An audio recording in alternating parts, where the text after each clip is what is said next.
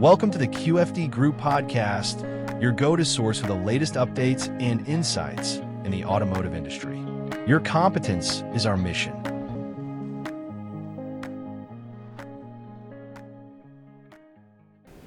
Egy kicsit konkrétabban akkor tudsz-e mondani egy pár olyan példát, aminek a betartására autóipari beszállítóknak érdemes figyelni, mert be nem tartása esetén fájhat, mondjuk így.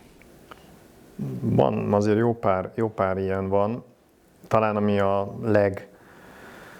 legfontosabb, ugye korábban a felügyeleti auditoknak a frekvenciáját azt a cég választhatta, hogy 12 havonta legyen, ez volt a leggyakoribb, de lehetett 9 vagy 6 havit is választani, ez most megszűnt, tehát most már csak 12 havonta vannak felügyeleti auditok, viszont ezeknek a tűrése, ez a korábbi plusz 1-3 hónapról plusz-minusz 3 hónapra változott, viszont ha ezt nem tartja be a cég, és kicsúszik a plusz 3 hónapból, a következő napon a tanúsítványát visszavonják. Tehát ez például mindenképpen egy olyan, amivel érdemes foglalkozni. A másik, ez a telephely kiterjesztés, vagy site extension, amiről beszéltünk, hogy komoly változások vannak. Az IATF azt mondja, hogy 10 mérföldön, 16 kilométeren belül kell lennie a telephely kiterjesztésnek, és 1 órán belül megközelíthetőnek kell lennie autóval. Tehát ha a hegynek a másik oldalán van, lehet, hogy légvonalban egyébként 10 kilométeren belül van, de ha körbe kell autózni 3 órát, akkor ez már nem működik. Ez nagyon sok céget fog érinteni, tehát nagyon sok cégnek van olyan telephely kiterjesztése, most hogy az egy valós telephely kiterjesztés, vagy csak azért lett az, hogy csökkentsék az audit időtartamot, most ez cégenként változhat, nyilván a legtöbbnél valós, de sokszor vannak ezek azért 16 kilométernél távolabb, vagy 1 óra autóútnál távolabb. Ezeket fel kell oldani a következő audit előtt mindenképpen. Az, hogy feloldani, az mit jelent, hogy gyakorlatilag azoknak egy teljesen külön auditot kell. Így van. Tehát nem vonhatják össze. Így van. Tehát ezeket tisztázni kell a tanúsítóval, és fel kell készülni rá, hogy ezek önálló tanúsítások lesznek, önállóan az adott, most már telephelyre kiállított tanúsítások lesznek.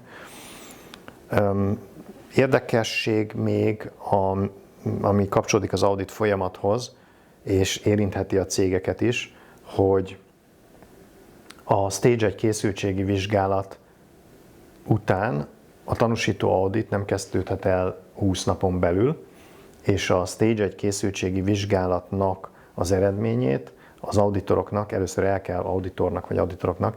el kell küldeni egy úgynevezett technical review-ra, és a technical reviewer fogja eldönteni, hogy ezek alapján a cég mehet-e tovább a Stage 2 tanúsító auditra. Majd erre mindjárt visszatérek, hogy ennek mi az lényege, illetve ugyanígy egy audit után, amikor egy akár tanúsító, akár felügyeleti auditnak vége van, akkor az auditor nem hagyhatja ott a végleges audit jelentést, hanem először elmegy a technical review-ra, és a technical reviewer, ha azt mondta, hogy ez így rendben van, akkor 15 napon belül lesz egy végleges audit jelentés. Ez azért érdekes, mert előfordulhat az akár egy Stage 1 készültségi vizsgálaton, hogy ugyanaz auditor azt mondja, hogy ez a cég kész van a tanúsításra, de a technical reviewer meg észreveszi, hogy valami hiányzik, és azt mondja, hogy nem. Ugyanígy egy tanúsító, egy felügyeleti auditnál, vagy egy újra tanúsító auditnál a technical reviewer még visszanyúlhat, és azt mondja, hogy már pedig ez vagy az hiányzik, vagy ezt az eltérést nem kis eltérésnek, hanem nagy eltérésnek kellett volna besorolni. És ugye ez a további lépéseket szignifikánsan befolyásolja. Tehát ez a technical reviewer, ez az IATF-en belül? Ez a tanúsítón belül. Tanúsítón belül. Így van, ez a tanúsítón belül egy független, az audittól független kijelölt és kompetens személy, aki az auditor információi alapján meg tudja állapítani, hogy akkor itt milyen irányba kell, illetve lehet tovább lépni. Egy másik ilyen jelentős változás, ami sok céget fog érinteni, ez az úgynevezett corporate scheme, ez a több telephelyre alkalmazott tanúsítás. Itt korábban a telephelyek számától függően lehetett az auditidőből kedvezményt kapni. A sok telephelyes cégek akár 40% auditidő kedvezményt kaphattak. Ennek az volt ugye a lényege, hogy ha egy azonos irányítási rendszer van minden telephelyen bevezetve, akkor azt gyorsabban lehet megnézni, hiszen az auditorok már tudják nagyjából, hogy mi történik ott.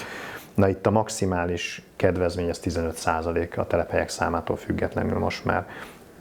Ez fog azért több céget érinteni. Még egy ilyen érdekes és fontos változás az úgynevezett remote location-öket, remote support location-öket, vagy távoli támogató telephelyeket érintő változás.